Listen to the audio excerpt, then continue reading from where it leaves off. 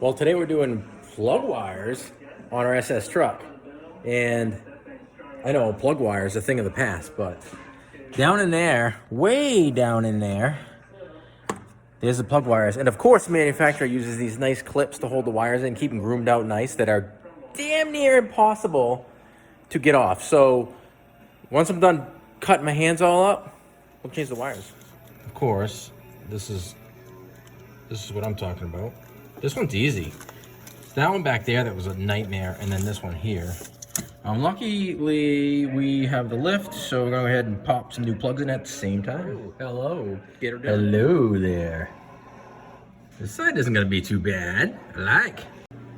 Definitely going fast now. Look at the color of these wires. Oh, this thing is gonna rip. Oh man, this side, it's gonna suck even more. Because I gotta get down there and triangulate myself like a contortionist to get these babies out. Oh, this one's suspect. Nope, kidding. I dropped it. Good thing it's the old one. Tech tip. All right, guys, get that old piece of rubber fuel line kicking around. Those of you who don't know, spark plugs that are super hard to reach, like that one that's behind the steering shaft.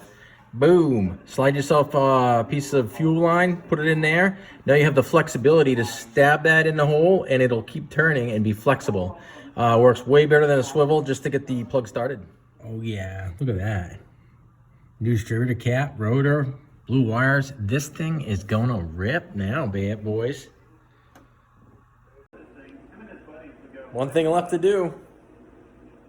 Test it.